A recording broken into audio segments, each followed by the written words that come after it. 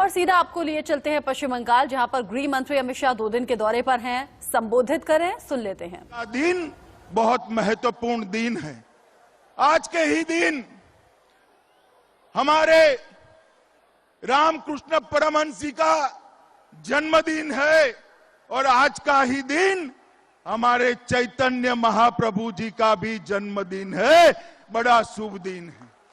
बंगाल के ही दो महान आत्माओं ने, एक ने आध्यात्म के क्षेत्र में और एक ने भक्ति मार्ग के क्षेत्र के अंदर बंगाल का नाम, देश का नाम दुनिया में बड़ा करने का काम किया था। मित्रों, आज उनके जन्मदिन के दिन मैं यहां आया हूं। उस वक्त मैं श्री रायचरण सरदार, श्री शिवनाथ शास्त्री जैसे सुधारकों को भी याद करना चाहता हूं। मित्रों, आज ये परिवर्तन यात्रा का 5वां चरण शुरू हो रहा है और ये परिवर्तन यात्रा बंगाल के हर विधानसभा क्षेत्र के अंदर जाने वाली है। 294 विधानसभा क्षेत्रों से ये परिवर्तन रथ गुजरने वाला है। आप मुझे बताओ, सारे भाइयों बहनों बताओ, ये 294 क्षेत्रों से हम तृणमूल कांग्रेस को उखाड़ फेंकेंगे क्या? जरा जोर से बोलो, उखाड़ फेंकेंगे क्या? जोर से बोलो, उखाड़ फेंकेंगे क्या? ये परिवर्तन यात्रा श्री नरेंद्र मोदी का संदेश लेकर आ रही है। हर विधानसभा स्तर पर बड़ी रैली होने वाली है। 1500 से ज्यादा सभाएं होने वाली है और हर बूथ के कार्यकर्ता इसके अंदर हिस्सा लेने वाले हैं। मित्रों, ये भारतीय जनता पार्टी की लड़ाई, ये बंगाल को सोनार बांग्ला बनाने की लड़ाई है और ये लड़ाई हमारे बूथ के कार्यकर्ता और तृणमूल कांग्रेस की सिंडिकेट के बीच की लड़ाई है। सिंडिकेट के बीच की लड़ाई। ये सिंडिकेट वाले जो है वो आप लोगों तक आपका फायदा नहीं पहुंचने देते। मोदी जी चावल भेजते हैं, बीच में से ले लेते हैं। मोदी जी अम्फान की सहायता भेजते हैं, बीच में से ले लेते हैं। आपको अगर सीमेंट खरीदनी है तो उसको महंगा कर देते हैं। मुझे बताओ, ये सिंडिकेट वालों को बदलने का काम आप करोगे या नहीं करोगे? जरा जोर से बोलो, बदलेंगे क्या? जोर से बोलिए, माताएं भी बोले, बदलेंगे क्या? परिवर्तन करेंगे? मित्रों, परिवर्तन, हम सत्ता का परिवर्तन नहीं चाहते। ममता बनर्जी की सरकार निकालकर भारतीय जनता पार्टी की सरकार लाना हमारा लक्ष्य नहीं है। हमारा लक्ष्य है बंगाल की स्थिति में परिवर्तन हो। हमारा लक्ष्य है बंगाल की गरीब जनता में परिवर्तन हो। हमारा लक्ष्य है बंगाल की माताओं और बहनों की स्थिति में परिवर्तन हो। ये परिवर्तन यात्रा इसके लिए लाए।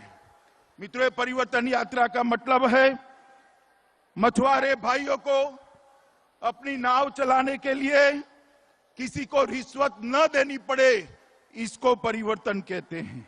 जंगल में आदिवासियों को रहने के लिए कटमनी न देना पड़े, इसको परिवर्तन कहते हैं। प्राकृतिक आपदा के समय, अम्फान के समय आपका अधिकार कोई और न ले जाए, इसको परिवर्तन कहते हैं।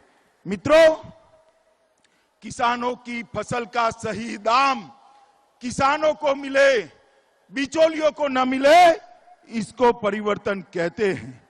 और यहां पर जो तुष्टीकरण चल रहा है, वो तुष्टीकरण बंद कर आप दुर्गा पूजा, सरस्वती पूजा और रामनवमी को ढंग से मना पाओ, इसको परिवर्तन कहते हैं। मित्रों, इसको परिवर्तन कहते हैं। ये परिवर्तन सत्ता का परिवर्तन नहीं है। ये परिवर्तन गंगा सागर को सम्मान देने का परिवर्तन है। यहाँ के मछुआरों की स्थिति में बदलने का परिवर्तन है। यहाँ जंगल में रहने वाले भाइयों की स्थिति को बदलने का परिवर्तन है। और मित्रों, आप मुझे बताओ, बंगाल में जब तक ममता बनर्जी की सरकार है, कानून और व्यवस्था ठीक रह सकती है क्या? जोर से बोलो, रह सकती है क्या? पीछे वाले बोले, रह सकती है क्या? और जोर से बोलो, रह सकती है क्या? बंगाल विकास के रास्ते पर जा सकता है क्या? मित्रों, आपने ऊपर एक नरेंद्र मोदी जी की सरकार बनाई, एक बड़े इंजन को बंगाल के विकास के लिए दिल्ली में बिठाया है, मगर यहां की सरकार वो इंजन को काम नहीं करने देती।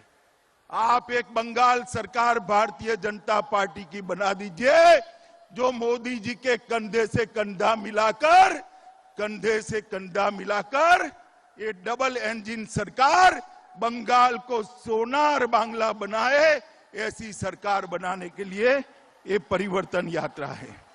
मित्रों, आज मैं जब यहां आया हूं तब मैं कहना चाहता हूं कि यहां पर बंगाल की जो स्थिति इन्होंने करी है, वो स्थिति इतनी बदतर है, आर्थिक व्यवस्था इतनी खस्ता हाल है कि बंगाल के सारे सरकारी कर्मचारियों को 7वां वेतनमान नहीं मिलता है। मैं आपको कहने आया हूं कि आप एक बार भारतीय जनता पार्टी की सरकार बना दीजिए, बंगाल के सारे कर्मचारियों को 7वां वेतन आयोग देने का काम ये भारतीय जनता पार्टी की सरकार कर। मैंने अभी एक दृश्य देखा, कमर जितने पानी में नहर में हमारे शिक्षक भाई बहन अपनी तनख्वाह के लिए, न्याय के लिए लड़ रहे हैं।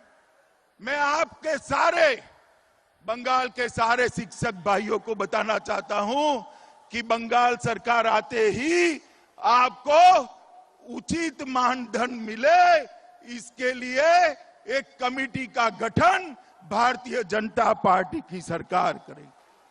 सरकारी नौकरियों में इतनी सारी माताएं बहनें बैठी हैं, सरकारी नौकरियों में 33% से ज्यादा आरक्षण भारतीय जनता पार्टी की सरकार बंगाल में देगी।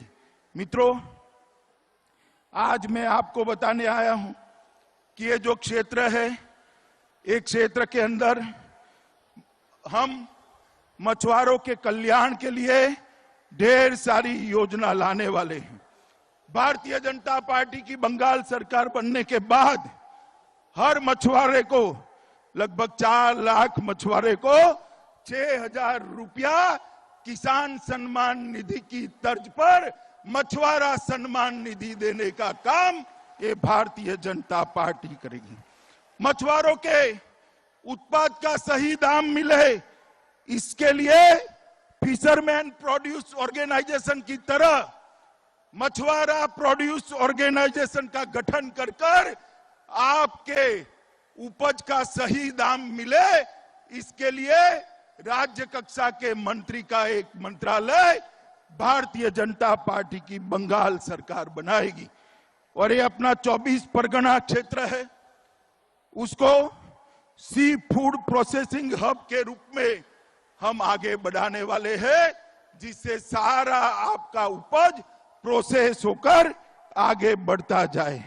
मित्रों, ये गंगा सागर, उसको हम अंतर्राष्ट्रीय पर्यटन सांस्कृतिक क्षेत्र के रूप में इसको हम विकसित करने जा रहे हैं। और गंगा सागर को केंद्र सरकार की प्रसाद योजना के तहत भी हम लेकर आएंगे। और जो मेला लगता है उत्तरायण के दिन, 14 जनवरी के दिन, वो मेले को अंतर्राष्ट्रीय मेला का हम दर्जा देकर पूरे दुनिया भर के यहां पर टूरिस्ट आए, इस प्रकार की बात करेंगे। मित्रों, ममता दीदी ने कहा था कि हम मत्स्य न्याय लागू करेंगे। मैं उनको पूछना चाहता हूं कि मत्स्य न्याय तो नहीं हुआ, आपकी सिंडिकेट मछुआरा भाइयों की मछली खा लेती है, उससे कम से कम 10 साल में बचाने का आप काम करती। इन्होंने कुछ महीनों के लिए बहुत सारी योजनाएं डिक्लेयर की, मगर कुछ नहीं हुआ। मित्रों, आज मैं यहां पर आया हूं तब आप सबको कहना चाहता हूं कि इन्होंने इंटीग्रेटेड फिशरी जोन बनाने की बात करी थी, नहीं हुआ। सुंदरबन को अलग जिला बनाने की बात करी थी, नहीं हुआ। झारखंडी में पर्यटन संरचना बनाने की बात करी थी, नहीं हुआ। और अम्फान के बाद मोदी जी ने जो पैसा भेजा, ये तृणमूल कांग्रेस के गुंडे खा गए।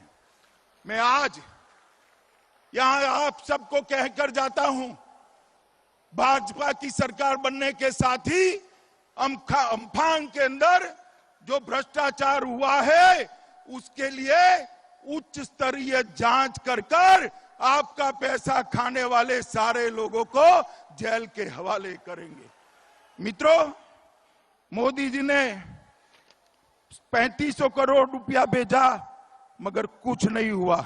मित्रों, टीएमसी का एक ही नारा है, भतीजा बढ़ाओ। भतीजे के कल्याण के अलावे टीएमसी के मन में और कोई कल्याण नहीं। मित्रों, नरेंद्र मोदी जी का नारा है सबका न्याय, सबका साथ, सबका विकास। मित्रों, ये क्षेत्र के अंदर कई बार चक्रवात आते हैं, तूफान आते हैं। मैं आज यहां कहकर जाता हूं कि भारतीय जनता पार्टी की सरकार बनने के साथ ही जीरो कैजुअलिटी टास्क फोर्स इस क्षेत्र के लिए हम बनाएंगे, जो तूफान में एक भी व्यक्ति की जान न जाए, इस प्रकार का हम काम करेंगे। मित्रों, वनाश्रित लोगों को शहद इकट्ठा करने के लिए भी हम कई सारी योजना लाएंगे। मित्रों, आज मैं यहां आया हूं, तब मेरे कुछ साथियों को याद करना जरूर करता हूं। बंगाल में जो राजनीतिक हिंसा होती है, उसमें 130 से ज्यादा भारतीय जनता पार्टी के कार्यकर्ता मारे गए। दक्षिण परगना, 24 परगना, हमारे सुशांत हलदर, डायमंड हर्बर, प्रहलाद विश्वास, पूर्व 24 परगना, सौमित्र घोषाल, मथुरापुर, निर्मल मंडल, दक्षिण 24 परगना, बुबाई धरई, डायमंड हर्बर, देवाशीष मंडल, मथुरापुर, गौतम बात्रा, दक्षिण 24 परगना पूर्व, शकुंतला हरदर। ये ममता दीदी चाहती है, वो मानती है कि किसी को मार देने से भारतीय जनता पार्टी रुक जाएगी। मैं उनको आज कहने आया हूं कि ममता दीदी, तृणमूल के गुंडों ने हमारे 130 कार्यकर्ताओं को मार डाला है, उनकी शहादत व्यर्थ नहीं जाएगी। बंगाल की धरती पर ताकत के साथ कमल खिलने वाला है। और जो गुंडे ममता दीदी की सह पर आज छिप कर बैठे हैं, उनको मैं कहना चाहता हूं, जहां छिपना वो छिप जाओ। भारतीय जनता पार्टी की सरकार बनेगी, पाताल में से ढूंढकर जेल की सलाखों के पीछे आपको डालेंगे। ये तृणमूल कांग्रेस के नेता कहते हैं हम लोगों को वोट नहीं डालने देंगे। मुझे बताओ भाइयों बहनों, आप डरने वालों में से हो क्या? जरा जोर से बोलो, डरने वालों में से हो क्या? आप ममता से, गुंडों से डरोगे क्या? मैं आपको गारंटी देता हूं, चुनाव के दिन रोड पर टीएमसी का एक भी गुंडा आपको दिखाई नहीं पड़ेगा। मित्रों, एक भी गुंडा दिखाई नहीं पड़ेगा। निर्भय होकर बंगाल के कल्याण के लिए, सोनार बांग्ला की रचना के लिए हमने वोट डालना है। मित्रों, बंगाल के विकास के लिए मोदी जी ने ढेर सारे पैसे भेजे, मगर ये सारे पैसे भेंट चढ़ गए दीदी की सिंडिकेट के। मैं आपको बताना चाहता हूं, कांग्रेस की सरकार थी तब 5 साल में कांग्रेस सरकार ने बंगाल के लिए 1,32,000 करोड़ रुपया भेजा था। 2 दिन के दौरे पर गृह मंत्री अमित शाह पश्चिम बंगाल पहुंचे हुए हैं। पश्चिम बंगाल के नामखाना में बोल रहे थे और एक बार फिर से दोहराया, इस बार सरकार बीजेपी की होगी, परिवर्तन आकर रहेगा। एक ब्रेक का वक्त।